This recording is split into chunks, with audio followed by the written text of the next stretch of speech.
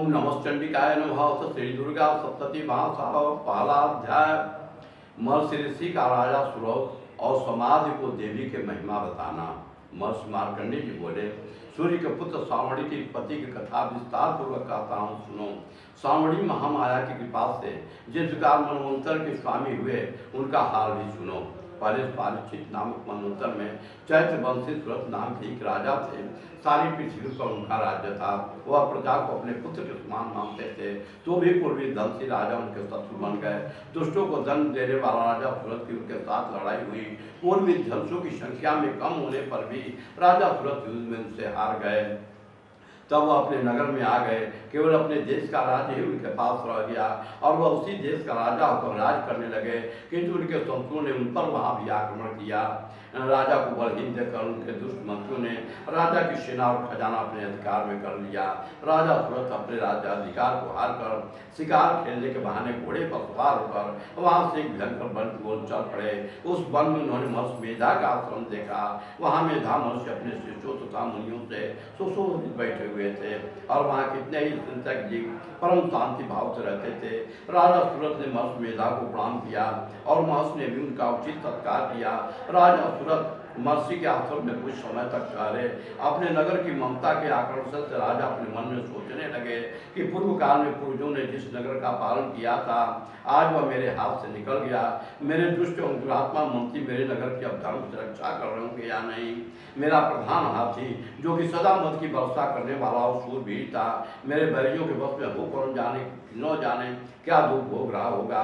मेरे आज्ञाकारी नौकर, जो मेरी कृपा से धन और भोजन पाने से सदैव सुखी रहा करते थे और मेरे पीछे पीछे चलते थे, अब वह निश्चय ही दुष्ट राजाओं का अनुसरण करते होंगे तथा मेरे दुष्ट और दुरात्मा मंत्रियों द्वारा व्यर्थ ही धन से व्यय करने से वंचित किया हुआ मेरा खजाना एक दिन अवश्य खाली हो जाएगा।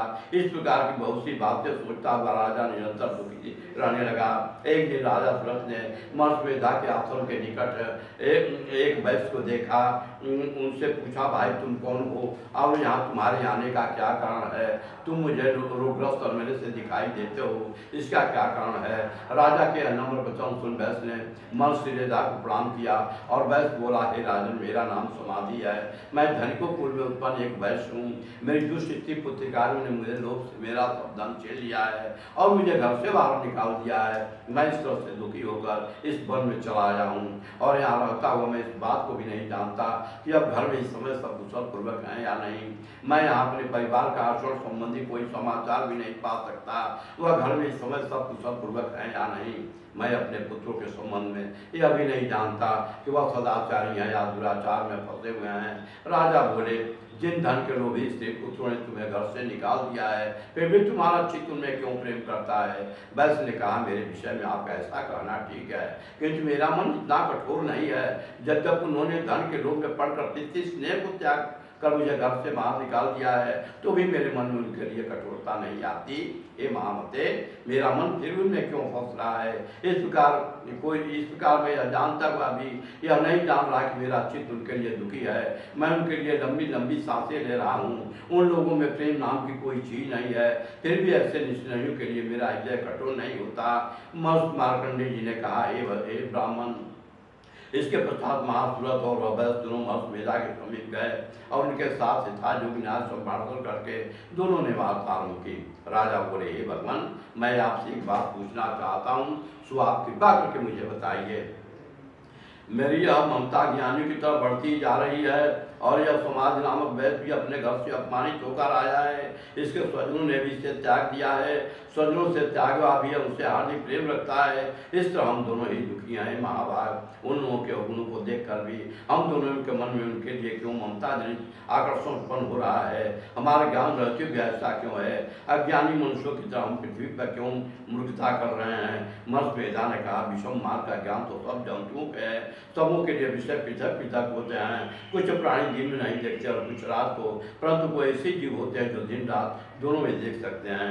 यह सत्य है कि मनुष्य में ज्ञान प्रधान है, किंतु वह मनुष्य ज्ञानी नहीं होता। पशु पक्षी आदि भी ज्ञान रखते हैं। जैसे पशु पक्षी ज्ञानी हैं, वैसा ही मनुष्यों का भी ज्ञान है। और जो ज्ञानी मनुष्य हैं, वैसे ही पशु पक्षियों को देखो कि अपने भूख से पीड़ित बच्चों को अब अपने चोंच में कितने प्रेम चंद के दाने लाकर डालते हैं।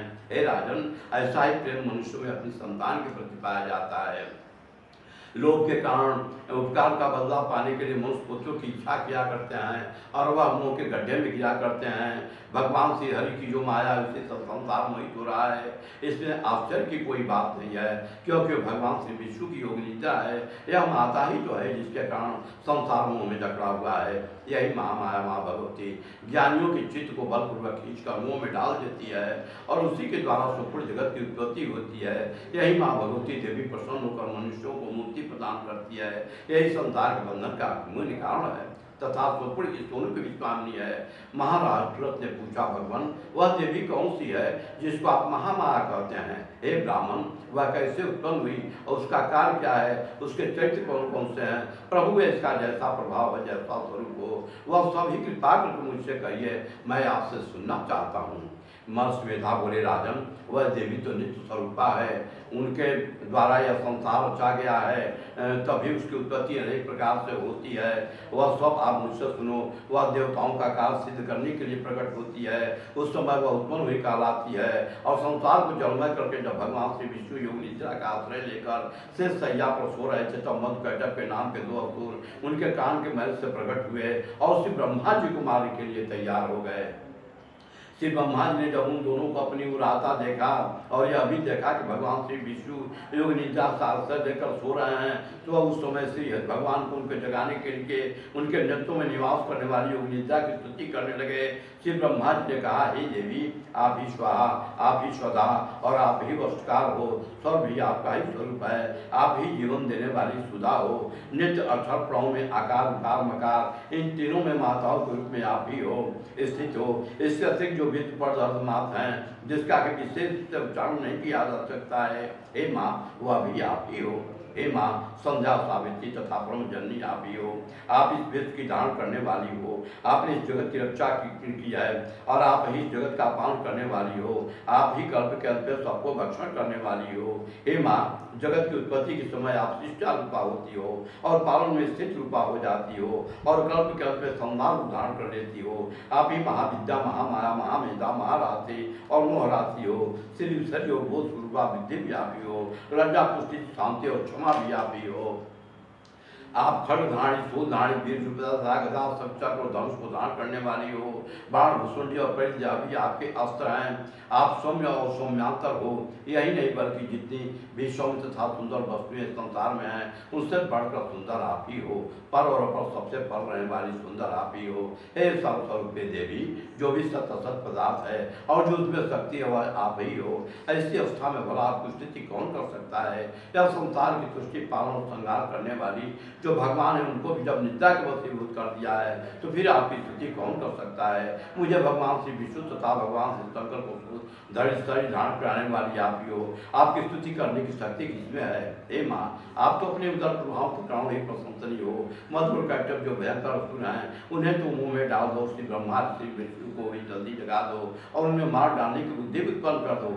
मत मेधा बोली, ही राजन, जब श्री ब्रह्मा जी ने देवी से इस प्रकार की स्तुति करके भगवान को जगाने तथा मधुर कैटभ को मारने के लिए कहा, तो भगवान श्री विष्णु के नेत्र, मुख, नाक का भाव, हृदय और वक्षस्थल से निकल श्री ब्रह्मा जी के सामने खड़ी हो गई। उनका ऐसा करना था कि भगवान श्री हरि तुरंत जाग उठे और दोनों असुरों को देखा, जो कि अत्यंत बलवान तथा महापराक्रमी थे और हमारे क्रोध के जिनके नाक तरलाल हो रहे थे और जो ब्रह्मा जी को वध करने के लिए तैयार थे। तब कुल दोनों दुरात्माओं असुर के साथ भगवान श्री हरि पूरे 5000 वर्ष तक लड़ते रहे।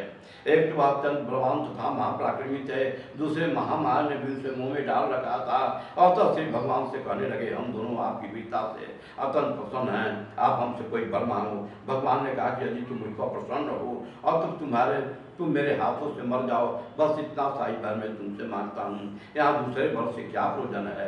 मर्त्यवेदा बोले इस तरह से जब दोनों धोखे में आ गए, अपने चारों जल ही जल देखा, तो भगवान श्री हरि से कहने लगे कि जहाँ पर जल न हो, सूखी जमीन हो, वही हमारा वध कीजिए। मर्त्यवेदा कहते तथास्तु कहकर भगवान श्री हरि ने उन दोनों को अपनी जांग पर बिठाकर और दोनों के सिर काट डाले। इस तरह यह हम आप श्री ब्रह्मा जी की स्तुति करने पर प्रकट हुई थी और आपसे इसके प्रभाव का वर्णन करता हूँ, सुनो। ओम यंग क्लीं चामुंडाय विचे, ओम दुर्गाय नमः, ओम सर्वदेवी सर्वदेवताय तुभ्यं नमः।